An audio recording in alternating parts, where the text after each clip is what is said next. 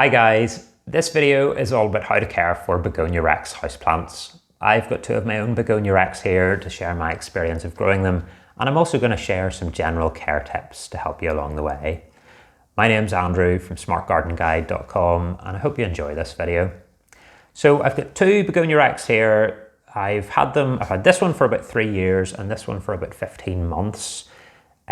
I've generally found them fairly easy to look after, although I have had one major problem with this plant that I'll cover a little bit later. This is a cultivar called Inca Flame.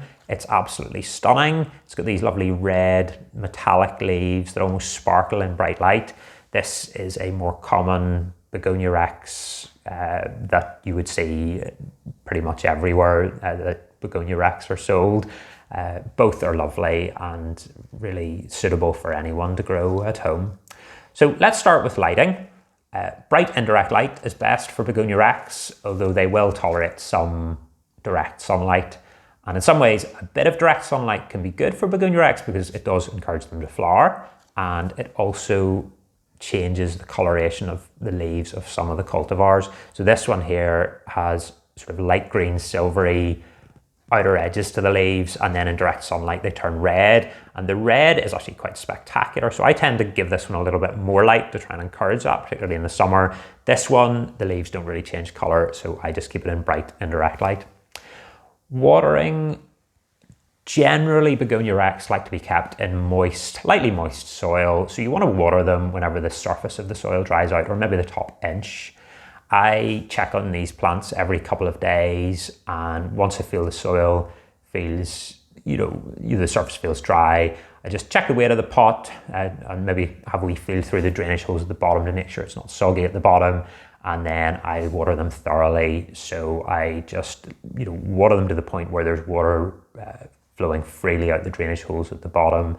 Sometimes what I'll do is I'll leave them in their outer decorative pots when I water them, and I'll just keep watering them until the soil is completely soaked with water, and I'll actually let them sit in this pot for about 2 or 3 minutes to make sure all the soil has a chance to absorb the water. And then I'll take them to the sink, I'll lift the pot out of the inner plastic pot out of the outer decorative pot, empty this, which doesn't have any drainage holes in it. And then sometimes what I'll do is I'll leave this in the sink for a few minutes, because you really do want all the excess water to drain away, because you don't want to encourage root rot. And the quickest way to encourage root rot is to leave your plant in really soggy soil. As for soil, any general houseplant potting mix is probably fine. You do want to make sure the soil drains well. So if you're watering your plant and the water's sitting on top of the soil, for more than maybe 5 or 10 seconds, that's a sign maybe that the drainage isn't great, and you could consider adding the likes of perlite or a bit of coarse sand to your potting mix. I tend to err on the side of caution, so I'll use a potting mix and add maybe up to 1/3 of perlite. And perlite is a great drainage material for a lot of houseplants, so I tend to like using it for these Begonia Rex. Temperatures, well, they're not too fussy. So generally standard indoor temperatures are going to be fine. Anywhere from 60 to 85 Fahrenheit, which is about 16 to 29 degrees Celsius, is absolutely fine. A wee bit below this, once you hit sort of 50 to 55 degrees Fahrenheit, around about 12 to 14 Celsius, they'll stop growing and they'll just sit there. They won't do anything until temperatures increase a bit. I don't think temperatures, maybe 50, 55 Fahrenheit will do your plant any harm, but they're certainly not cold hardy, so you want to keep them tucked up inside and away from any cold draft or anything like that. Fertilizing, these plants, I tend to fertilize them every 2 to 4 weeks during spring and summer, so from sort of March through to maybe September, end of August. I use just a water-soluble, standard, balanced houseplant fertilizer, it's just a general plant fertilizer. It's not specifically formulated for houseplants. I make it up to half strength because houseplants tend to use slightly less nutrients than outdoor plants because the lighting conditions inside are a little bit less. so the plants grow slower. There's also the risk of accumulation of the nutrient salts in enclosed pots, so you just need to be really careful. Err on the side of caution. Really, if you're fertilizing your Begonia Rex a couple of times a year, that's plenty. You know, you certainly don't want to be fertilizing them every time you water, because you will run into problems. You build up nutrient salts in the soil, and then there's toxicity, and your plant will really struggle, and you know, it can be hard to fix. Humidity, moderate to high humidity works best for Begonia Rex, although they're not desperately fussy. So if you don't have the highest humidity levels in your home, you're probably going to be fine. But anywhere from 40 to 60% humidity is ideal. Flowering, well, I've got this one to flower, which was a wee pleasant surprise because I wasn't expecting it to flower. They're quite nice. Obviously the star of the show here is the foliage, but the flowers are nice and they last for a couple of weeks at a time. I'm not 100% sure whether they reliably flower indoors in good lighting or whether it's a bit hit or miss. This one's never flowered and I've given it plenty of light. This one, yeah, is flowering, although not spectacularly. Pruning, the only thing you need to do for pruning is just take off any dead leaves. The older leaves will die off slowly, although, you know, if you're looking after them well, they'll grow new leaves at a faster rate than they'll lose old leaves. But yeah, just keep it tidy, take off any leaves you don't like the look of, or occasionally what I'll do is if there's a lot of new growth coming from underneath and there's maybe an old leaf that's maybe looking a little bit battered on the top, I'll just prune it off and let the new growth come through. In terms of repotting, interesting, I've not repotted this one, I don't think. I've repotted this one once. Begonia Rex grows from a rhizome, so there's like an underground stem and they'll produce new shoots and roots from this. So this rhizome will spread and enlarge over time.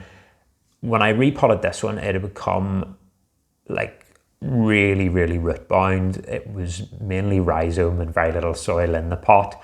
So I didn't really do an awful lot. I just took it out of its old pot. I didn't touch the rhizome.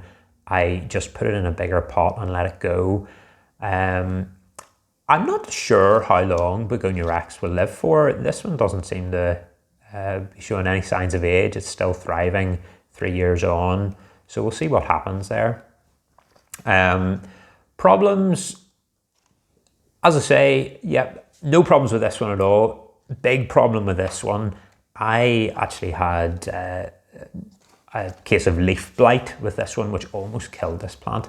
I went to one of my local garden centres just looking for new plants, and when I walked in, there was a whole table with these on it. There were probably 20 of them and they looked spectacular. It was an impulse purchase. I wasn't there to buy Begonia Rex.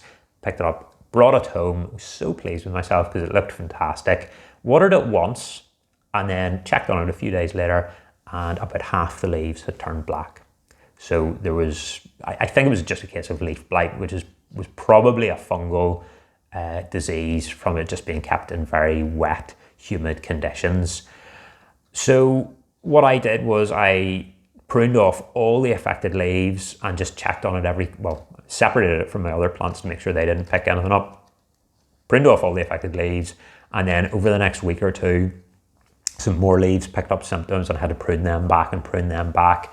And eventually I was down to 3 leaves and I thought this plant was a goner, and I was really disappointed because I genuinely was very, very excited when I bought this plant.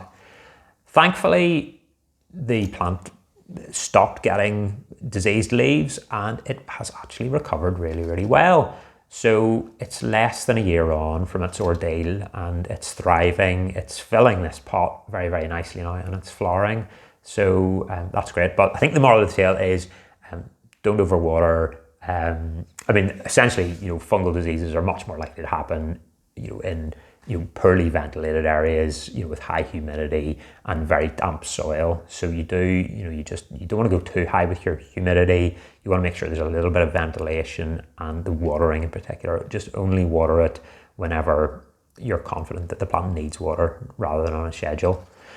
I haven't had any pest problems with these two plants. I do hear that mealybugs can be a problem. Mealybugs, obviously, you should be just checking your plant on a regular basis, and you're trying to pick up on any pest problems nice and early to get them dealt with. I think that's all I've got to say about Begonia Rex. They've been a delight to care for. It's definitely a plant I'd recommend for anyone.